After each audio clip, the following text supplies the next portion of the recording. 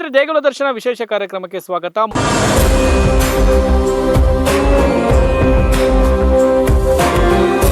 ಮತ್ತೊಂದು ಪುಣ್ಯ ಕ್ಷೇತ್ರಕ್ಕೆ ನಾವಿವತ್ತು ಬಂದಿರುವಂತದ್ದು. ನೀವಿಲ್ಲಿ ಕಾಣ್ತಾ ಇದ್ದೀರಿ, ಪ್ರಕೃತಿಯ ಮಡಿಲ ಮಧ್ಯೆ ರೇಣುಕಾದೇವಿ ಎಲ್ಲಮ್ಮ ನೆಲೆಸಿರುವಂತದ್ದು.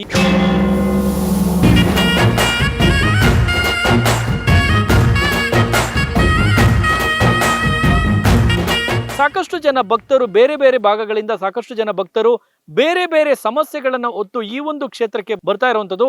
ಈ ಒಂದು ಅಮ್ಮನವರ ಬಳಿ ನಾವು ಪದೇ ಪದೇ ನಿಮ್ಗೆ ಹೇಳ್ತಾ ಬರ್ತಾ ಇರುವಂತದ್ದು, ವೈದ್ಯಕೀಯ ವಿಜ್ಞಾನಕ್ಕೆ ನಿಲುಕದ ಮತ್ತೊಂದು ಶಕ್ತಿ ಈ ಭೂಮಿ ಮೇಲೆ ಯಾವ್ದಾದ್ರು ಇದೆ ಅಂದ್ರೆ ಅದುವೇ ದೈವ ಶಕ್ತಿ ಅಂತ ಹೇಳಿ ಹೇಳ್ತಾ ಬರ್ತಾ ಇರುವಂತದ್ದು. ಅಂತಹದೇ ಮತ್ತೊಂದು ದೈವ ಶಕ್ತಿ ಉಳ್ಳಂತ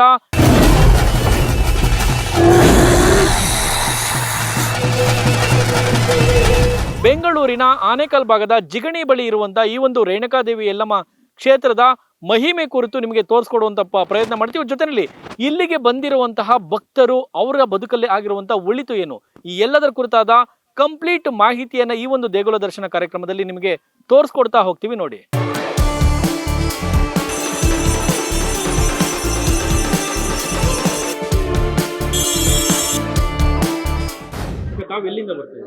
ನಾನು ಬೆಂಗಳೂರು ಚಿಕ್ಕಬಳ್ಳಾವರದಿಂದ ಬರ್ತೇನೆ. ಈ ಒಂದು ದೇವಸ್ಥಾನಕ್ಕೆ ಬರೋದಕ್ಕೆ ಕಾರಣ ಏನು, ಇಲ್ಲಿ ಈ ದೇವಿಯ ಮಹಿಮೆ ಬಗ್ಗೆ ಮಾತಾಡಿ. ಇಲ್ಲಿ ಬರೋದಕ್ಕೆ ಕಾರಣ ಏನು ಅಂದ್ರೆ ನನ್ನ ಮಕ್ಳಿಗೆ ಹುಷಾರಿಲ್ಲ, ಮಗಳು ಅಂತ ಹೇಳಕ್ ಹೋಗಲ್ಲ, ಮಕ್ಳಿಗೆ ಹುಷಾರಿಲ್ಲ 3 ಜನಕ್ಕೂ.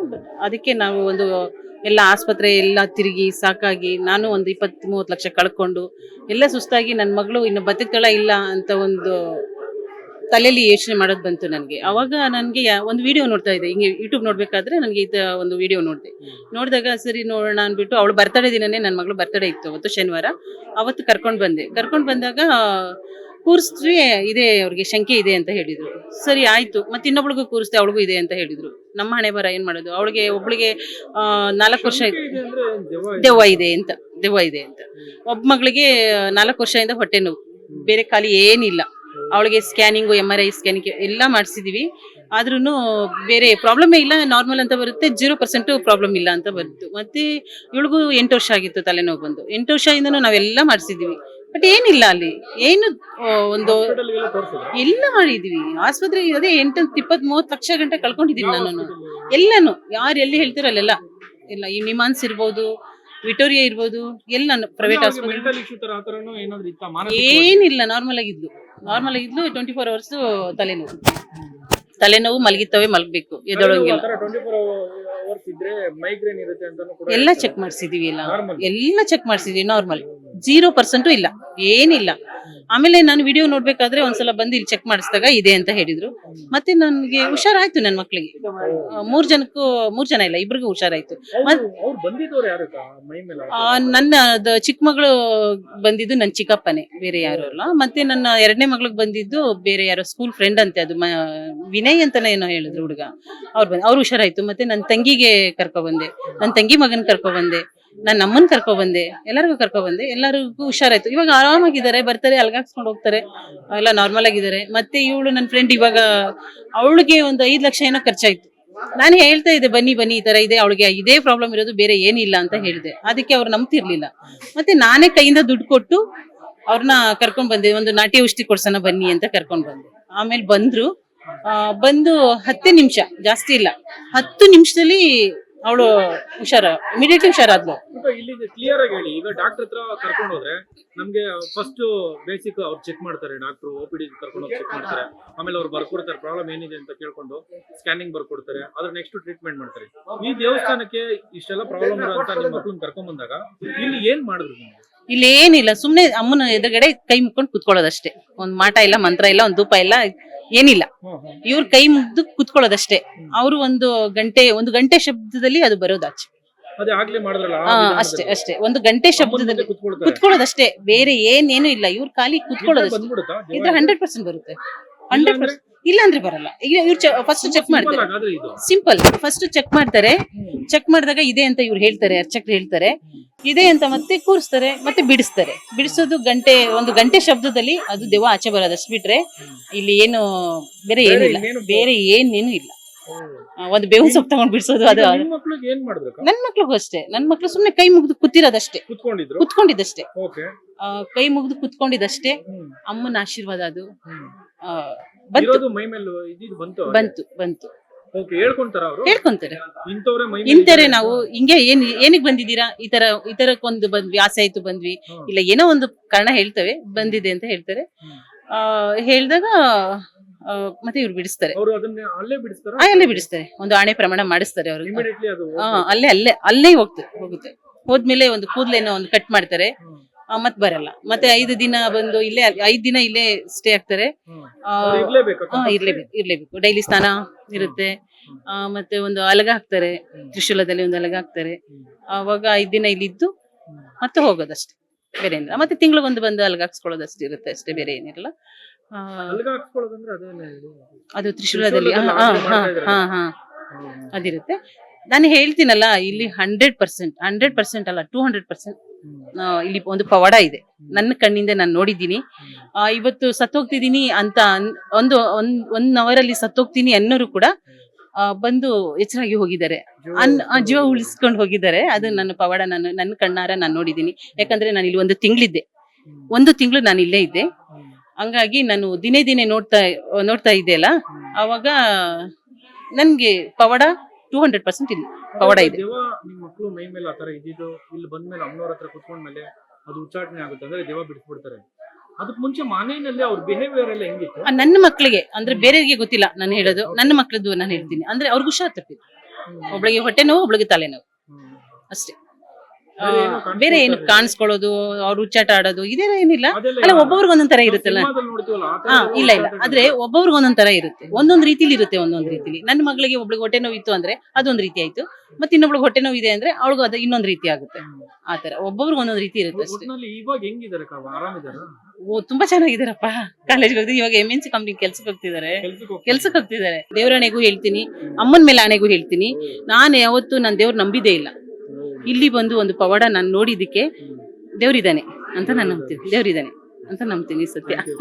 ಓಕೆ.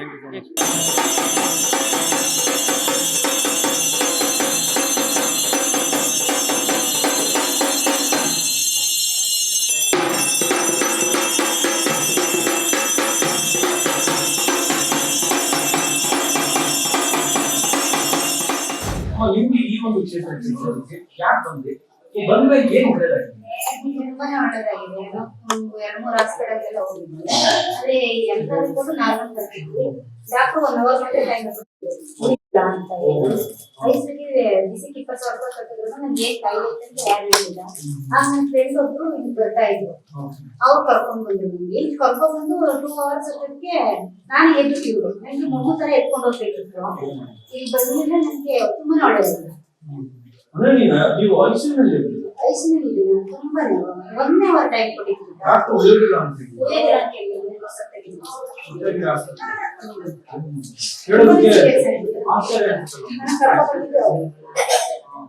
ಎಷ್ಟು ಒಂದು 70 ಕೆಜಿ ಇದ್ರು, 30 ಕೆಜಿ ಆಗ್ತಿದ್ರು. ನನ್ನ ಮಗ ಬಂದಿದ್ರೆ ಎತ್ಕೊಂಡು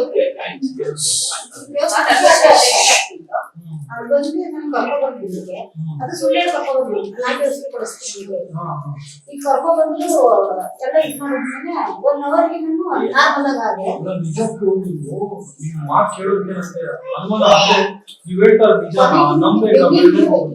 ಕಾಯಿಲೆ ಏನ್ ಪ್ರಾಬ್ಲಮ್ ಐತೆ ಏನ್ರಲ್ಲಿ ಗೊತ್ತಾಗ್ತಾರೆ. ನೀರ್ ಜೊತೆ ಚೆಕ್ ಮಾಡಿದ್ದಾರೆ, ಎಲ್ಲ ನಾರ್ಮಲ್ ಆಗಿದೆ. ಆದ್ರೂ ಉಳಿಯಲ್ಲ 1 ಅವರ್ ಟೈಮ್ ಅಷ್ಟೇ. ನಿಜಕ್ಕೂ ಮಾತಾಡ್ತಾರ ಕೇಳಿದ್ರೆ ನಂಬೇಕಾ ಬಿಡ್ಬೇಕಾ ಗೊತ್ತೇ ಆಗ್ತಲ್ಲ. ಲೈವ್ ನೋಡ್ತಾ ಇರೋದು ಸಹ ಇಲ್ಲಿ 100 ಜನ ಭಕ್ತರು ಕೂಡ ಇದನ್ನ ನೋಡ್ತಾ ಇದ್ದಾರೆ. ಐಸಿಯುನಲ್ಲಿ ಸೇರ್ಸಿರ್ತಾರೆ, ಅಡ್ಮಿಟ್ ಮಾಡಿದ್ದಾರೆ ಆಸ್ಪತ್ರೆಯಲ್ಲಿ. ಅಲ್ಲಿ ಡಾಕ್ಟರ್ ಹೇಳಿರ್ತಾರೆ, ಇಲ್ಲ ನೀವು ಉಳಿಯೋದಿಲ್ಲ ಅಂತ ಹೇಳಿ. ಸೊ ಹಂಗೂ ಕೂಡ ಹೆಂಗ್ ಉಳ್ಕೊಂಡು ಅಂದ್ರೆ ಅಮ್ಮನವರ ಕೋಳ ಸ್ವತಃ ಅವರೇ ಹೇಳ್ತಾರೆ. ನಿಮ್ಗೆ ಏನ್ ಅನ್ಸುತ್ತೆ ಅಮ್ಮ ಇದನ್ನ ನೋಡಿದಾಗ? ಈ ಕ್ಷೇತ್ರಕ್ಕೆ ಆಸ್ಪತ್ರೆಗೆ ಹೋಗಿ ಕೂಡ ವಾಸಿ ಆಗುದಿಲ್ಲ. ಬಂದಿದ್ದೆ, ನಾನು ಅಷ್ಟೊಂದು ಒಡವೆ ವಸ್ತು ದುಡ್ಡು ಕಾಸು ಕಳ್ಕೊಂಡು ನನ್ ನೀರಿಗೂ ಬರ್ತಾ ಇರಲಿಲ್ಲ. ನಾನು ಚೆನ್ನಾಗಿ ಇರ್ತಿದ್ದೆ ಅಂತ ಅನ್ಕೊಂಡಿದ್ದೆ. 1 ಅವರ್ ಇದ್ರಿಂದ ನಾನು ಸ್ವಲ್ಪ ಹೋಗ್ತಿದ್ದೆ. ನನ್ನ ಫ್ರೆಂಡ್ ಆಗಿ ಕರ್ಕೊಂಡು ಬರ್ತಾ ಇದ್ದೆ. ಇಬ್ರಿದ್ದಾರೆ, ದಿಲ್ಲಿ ಹೋಗ್ತಿದ್ದಾನೆ, ಇನ್ನೊಬ್ಬ ಫಸ್ಟ್ ಏನಿಲ್ಲ ಅಷ್ಟೇ. ಪೂಜೆ ಮಾಡಿ ಹಿಂಗೆ ಕಾಲಿಗೆ ಕುತ್ಕೊಂಡು 2 ಕಾಲು ಬರಲೇ ಇಲ್ಲ ನನಗೆ. 2 ಕಾಲು ಬಂದಿದ್ದಲ್ಲ ಅಂದ್ಬಿಟ್ಟು ನಮ್ಮ ಮನೆಯವರು ಆಸ್ಪತ್ರೆಗೆ ಅಂತ ಕರ್ಕೊಂಡು ಹೋಗೋಣ ಅಂತ ಹೋದ್ರು. ಮೆಟ್ಲಿ ಕೆಳಗಡೆ ಬರೋಷ್ಟೊತ್ತಿಗೆ ಸೀರಿಯಸ್ ಆಗ್ಬಿಟ್ಟು ಆಮೇಲೆ ಸ್ವಲ್ಪ ಇನ್ನೊಂದು ಆಸ್ಪತ್ರೆ ಕರ್ಕೊಂಡು ಹೋದ್ರು, ನಾರಾಯಣ ಕ್ಲಿನಿಕ್ ಅಂತ ಅಲ್ಲಿ ವಿಡಿಯೋ ಸ್ಟಾಪ್ ಅಲ್ಲಿ. ಅವ್ರು ಆಗಲ್ಲ ಐಸಿ ಬರ್ಬೇಕು ಅಂತ ಹೇಳಿದ್ರು. ನನ್ನ ಫ್ರೆಂಡ್ ಇಲ್ಲಿದೆ ತುಂಬಾ ಖರ್ಚು ಮಾಡ್ತಾರೆ, ಬೇಡ ಅದು ಸರಿ ಇಲ್ಲ ಅಂತ ಸಪ್ತಗೆ ಹಾಕೋದು. ಅದನ್ನ ಎಲ್ಲ ಚೆಕ್ ಮಾಡಿದ್ರು ಏನು ಪ್ರಯೋಜನ, ಎಲ್ಲ ನಾರ್ಮಲ್ ಇದೆ, ಪ್ರಾಬ್ಲಮ್ ಏನಿಲ್ಲ. ಹೊಸ ತುಂಬಾ ಇದೆ, 1 ಸೆಕೆಂಡ್ ನನ್ ಕಣ್ಣು ಮುಚ್ಚಕ್ ಆಗ್ತಿರ್ಲಿಲ್ಲ. ರೆಪ್ಪೆ ಮುಚ್ಚಿದ್ರೆ ಸಾಕು ಸ್ಟ್ರೋಕ್ ಆಗ್ತಿತ್ತು ನನಗೆ. ನಮ್ಮ ಯಜಮಾನ್ರು ನೈಟ್ ಎಲ್ಲ ಕಣ್ಣಿಗೆ ನೀರ್ ಹಾಕೋದು, ಬಟ್ಟೆ ಮುಡ್ಸೋದು, ವಯಸ್ಸಿನಲ್ಲಿ ಎಮರ್ಜೆನ್ಸಿ ವಾರ್ಡ್ ಆಗಿದ್ದು ನಾನು ಇದ್ದಿದ್ದು 5 ದಿವಸ ಕಣ್ಣೆ ಮುಚ್ಚಿಲ್ಲ ನಾನು. ಆಮೇಲೆ ಡಿಸ್ಚಾರ್ಜ್ ಮಾಡಿ ಮನೆಗೆ ಕರ್ಕೊಂಡು ಸ್ವಲ್ಪ ಹುಷಾರಾಗಿ ಡಿಸ್ಚಾರ್ಜ್ ಮಾಡಿ ಮನೆಗೆ ಕರ್ಕೊಂಡು ಜ್ವರ ಹೋಗ್ಲೇ ಇಲ್ಲ. ಆಗ ನಮ್ಮ ಫ್ರೆಂಡ್, ನಮ್ಮ ಮನೆಯವರು, ನನ್ನ ಮಗ ಎಲ್ಲ ಯಮ್ಮನ್ ಕೇಳಿದಾಗ ನಾನು ಉಳಿಸ್ತೀನಿ ಅಂತ ಅಪ್ನೆ ಕೊಡ್ತೀನಿ. ನೈಟ್ ಸಂಜೆಯಿಂದ ನಿಮ್ಗೆ ಜ್ವರ ಬರ್ಲಿಲ್ಲ, ಆಮೇಲೆ ಇಲ್ಲಿ ಕರ್ಕೊಂಡು ಏನಾಗಿತ್ತು ಆಕ್ಚುಲಿ ನಿಮ್ ಜ್ವರ ಇತ್ತು, ಜ್ವರದಿಂದ ಸ್ಟಾರ್ಟ್ ಆಗಿತ್ತು. ನಿಜಕ್ಕೂ ಏನಾಗ್ತಾ ಇತ್ತು ನಿಮ್ ಬಾಡಿನಲ್ಲಿ? ಇಲ್ಲಿ ಬಂದ್ಮೇಲೆ ಅದೇನು ವಾಸ ಇತ್ತು, ಅದ್ರ ಬಗ್ಗೆ ಹೇಳ್ಬೋದು ನಿಮ್ಮ ಅನುಭವ. ಏನೋ ಇಲ್ಲಿ ಬಂದು ಇಲ್ಲಿ ಕರ್ಕೊಂಡ್ ಬರೋವರೆಗೂ ಅಷ್ಟೇ ನಂಗೆ ಸ್ವಲ್ಪ ಪ್ರಜ್ಞೆ ಇತ್ತು. ಇಲ್ಲಿ ಕರ್ಕೊಂಡ್ ಬಂದ ಒಂದ್ ಸ್ವಲ್ಪ ಅದೇನಾಯ್ತು ಅಂತ ಗೊತ್ತಾಗಿಲ್ಲ. ಏನ್ ಅನ್ಸುತ್ತೆ ಇವಾಗ ಈ ತರ ಸಮಸ್ಯೆ ಇರೋದು? ಏನ್ ಹೇಳ್ತೀಯ ಬಂದ್ರೆ ತುಂಬಾನೇ ಒಳ್ಳೇದಾಗುತ್ತೆ. ಅಲ್ಲಿ ಇಲ್ಲಿ ಹಾಸ್ಪಿಟಲ್ ಹೋಗಿ ತುಂಬಾ ಖರ್ಚು ಮಾಡ್ಕೊಂಡು ಬೀದಿಗೆ ಬಂದು ಪ್ರಾಣ ಮುಂಚೆನೆ ಎಚ್ಚರಿಸ್ಕೊಂಡ್ ಬಂದ್ರೆ ದುಡ್ಡು ಕಾಸು ಉಳಿಯುತ್ತೆ. ಯಾಕಂದ್ರೆ ಬಡವರು ಇರ್ತಾರೆ. ಇಲ್ಲಿಗೆ ಬಂದ್ರೆ ಎಮ್ಮನ್ ಹಿಡಿದ್ರೆ ಅಟ್ಲೀಸ್ಟ್ ಉಸಿರಾದ್ರೂ ಆಡ್ಬೋದು ಅದರಿಂದ ತುಂಬಾನೇ ಒಳ್ಳೇದಾಗಿದೆ. ನನಗೆ ಉಸಿರಾಡ್ತಿರೋದೇ ಅವ್ರಿಂದ ಅಂತ ಹೇಳ್ತೀನಿ.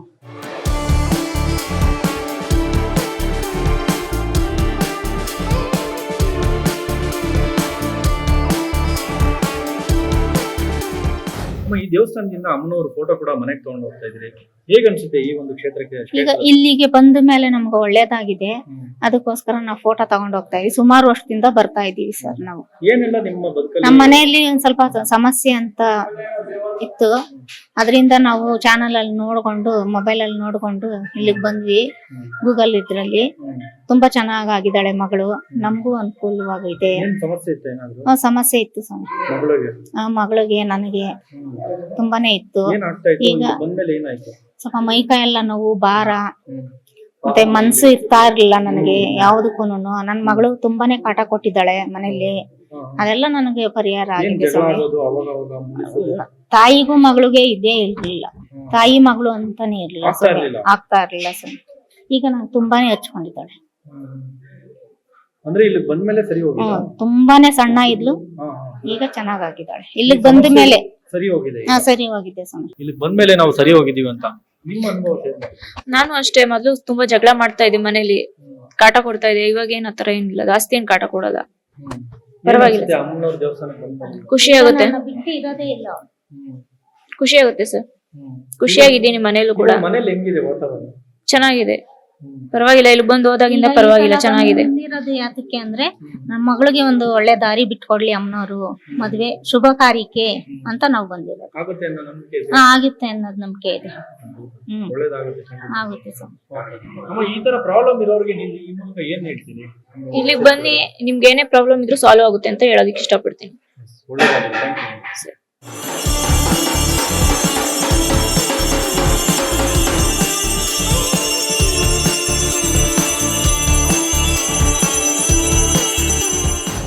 ನಮ್ಮ ಎಕ್ಸ್ಪೀರಿಯನ್ಸ್ ಅಂದರೆ ನಮ್ಮ ಮನೇಲಿ ನಮ್ಮ ನೈಜದಲ್ಲಿ ನಮ್ಮ ಮನೆಯಲ್ಲೇ ತುಂಬ ನಡೆದಿದೆ ಪ್ರವಾಹ ಇರೋದು. ಏಕೆಂದರೆ ನನ್ನ ತಂಗಿ ಸುಮಾರು 5ರಿಂದ 6 ವರ್ಷದಿಂದ ತುಂಬ ತಲೆನೋವಿತ್ತು, ಮತ್ತು ಇನ್ನೊಬ್ಬರು ಸಿಸ್ಟರ್ಗೆ ಹೊಟ್ಟೆ ನೋವಿತ್ತು. ಹಂಗೆ ನಾವು ವಿಡಿಯೋ ನೋಡಬೇಕಾದ್ರೆ ಈ ಡೇಟಲ್ಲಿ ಒಂದು ವಿಡಿಯೋ ಸಿಕ್ತು. ಆಮೇಲೆ ನಾವು ಇಲ್ಲಿಗೆ ಬಂದೆ, ನನ್ನ ತಂಗಿಗೂ ಕೂಡ ಸುಳ್ಳು ಹೇಳಿ ಬೇರೆ ಕರ್ಕೊಂಡು ಹೋಗ್ವಿ, ಅಜ್ಜಿ ಮನೆ ಫಂಕ್ಷನ್ ಅಂತ ಹೇಳಿ ಇಲ್ಲಿಗೆ ಕರ್ಕೊಂಡು ಬಂದ್ವಿ. 1-2 ದಿನ ನೋಡಿದ್ವಿ, ಆಮೇಲೆ ಬಂದ್ವಿ ಮನೇಲಿ ಬಂದು ಎಲ್ಲ ಕ್ಲಿಯರ್ ಆಯಿತು. ಇಬ್ಬರಿಗೂ ನಮ್ಮನೇಲಿ ದೆವ್ವಾಯಿತು. ಎಮ್ಮೆ ಕಂಪ್ಲೀಟ್ ಆಗಿದೆ.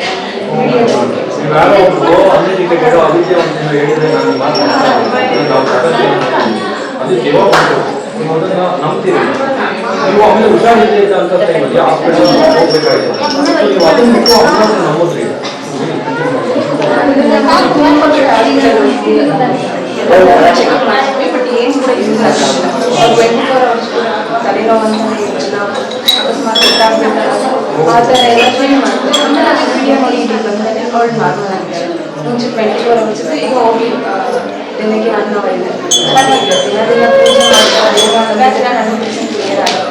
ಹಾಗಾಗಿ ನಮ್ಮ ಫ್ಯಾಮಿಲಿಯಿಂದ ನಮ್ಮ ಮಕ್ಕಳಿಗೂ ನಮ್ಮ ಆಂಟಿಗೂ ಕೂಡ ಅವ್ರಿಗೂ ಎಲ್ಲರಿಗೂ ಕ್ಲಿಯರ್ ಆಗಿದೆ. ಅವ್ರು ನಮ್ಮೆಲ್ಲರಿಗೂ ಚೆನ್ನಾಗಿದೆ, ದೊಡ್ಡ ಮಟ್ಟದಲ್ಲಿ ಈ ದೇವ್ರನ್ನ ನಂಬಿದ್ರೆ ಖಂಡಿತ ನೀವು ನಾವಿದನ್ನ ಹೆಂಗೆ ನಂಬೋದು, ಹೆಂಗೆ ಇದೆ ಅನ್ನೋದನ್ನ ನೀವು ಹೆಂಗೆ ಅದನ್ನ ಖಂಡಿತವಾಗಿ ನಾನು ನಂಬೋದಿಲ್ಲ, ದೇವ್ರನ್ನ ಬಿಟ್ಟರೆ ತುಂಬ ಜನ ನಂಬೋದಿಲ್ಲ. ಆದರೆ ಇಲ್ಲಿ ಬಂದ ಮೇಲೂ ನಾನು ತುಂಬ ಜನಕ್ಕೆ ಬಂದಿದ್ದು ನಾನು ಸುಮ್ಮನೆ ಮಾಡ್ತಾರ ಡ್ರಾಮ ನಾನು ಹಂಗೆ ಅಂದ್ಕೊಂಡೆ ಇದೆಲ್ಲ ಸುಮ್ಮನೆ ಮಾಡ್ತಾರೆ. ಆಮೇಲೆ ನಮ್ಮದು ಫ್ಯಾಮಿಲಿಗೆ ಆದಮೇಲೆ ಅದು ನಮಗೆ ಖಂಡಿತ ನನಗೆ ಯಾವಾಗ ಗೊತ್ತಾಯಿತು ಇದು ರಿಯಲ್ ಫೇಕ್ ಇಲ್ಲ ಇದು. ಅವಾಗಿಂದ ನಾನು ಇವಾಗ ತುಂಬ ಚೆನ್ನಾಗಿ ಆಕ್ಟಿವ್ ಆಗಿದ್ದಾರೆ. ಅವಾಗ 24 hours ತಲೆನೋವು ಅಂತ ಮಲ್ಕೊಳ್ತಾ ಇದ್ರು, ಏನೂ ಆಕ್ಟಿವ್ ಇರ್ತಿಲ್ಲ, ಏನು ಕೆಲಸ ಮಾಡ್ತಿರ್ತಾರೆ, ತಿಂದು ಮಲಗೋದು ಇಷ್ಟೇ ಆಗಿತ್ತು. ಈಗ ಚೆನ್ನಾಗಿದ್ದಾರೆ, ಈಗ ಪರವಾಗಿಲ್ಲ, ತುಂಬ ಚೆನ್ನಾಗಿದ್ದಾರೆ, ನಾರ್ಮಲ್ ಆರಾಮಾಗಿ ಅವ್ರದ್ದು PUC ಕಂಪ್ಲೀಟ್ ಆಗಿದೆ. ಈಗ ಜಸ್ಟ್ ಈಗ ಅಂದರೆ ಆಚೆ ಹೇಳುತ್ತೆ ಅವ್ರು ಮಾತಾಡೋ ಟೈಮಲ್ಲಿ ಸ್ಟೈಲ್ ಎಲ್ಲ ಚೇಂಜ್ ಇರ್ತಾವ, ಬಾಡಿ ಲ್ಯಾಂಗ್ವೇಜ್ 100% ಎಲ್ಲ ಚೇಂಜ್ ಇದೆ. ವಾಯ್ಸ್ ಚೇಂಜ್ ಇರ್ತದೆ. ಈಗ ನನಗೆ ಗೊತ್ತಿಲ್ಲ ವಾಯ್ಸ್ ಚೇಂಜ್ ಇದೆ. ನೀವು ನೋಡಿದ್ದೀರಾ? ನೋಡಿದ್ದೀನಿ, ಅವ್ರ ಬಾಡಿ ಲ್ಯಾಂಗ್ವೇಜ್ ಚೇಂಜ್ ಆಗುತ್ತೆ. ಬಾಡಿ ಲ್ಯಾಂಗ್ವೇಜ್ ಚೇಂಜ್ ಆಗುತ್ತೆ, ತುಂಬ ಬೇರೆ ಬೇರೆ ಥರ ಚೇಂಜಸ್ ಇರುತ್ತೆ. ಇಲ್ಲಿ ಕೇವಲ ತಂಗಿ ಇರೋದು ತುಂಬ ಜನಕ್ಕೆ ನೋಡಿದ್ದೀನಿ, ಸತ್ತೋಗ್ತಾರೆ ಅನ್ನೋಲ್ಲ 100% ನಾನು ಹೇಳ್ಬೇಕಂದ್ರೆ ನಂಬೋದೇ ಇಲ್ಲ. ಎಷ್ಟೊಂದು ಜನ ಇನ್ನೇನು ಸತ್ತೋಗ್ತಾರ ಅಂತ ನೋಡಿದ್ದು ಉಂಟು. ಹಾಗೆ ಪೂಜೆ ಆದ ತಕ್ಷಣ ಆರಾಮಾಗಿ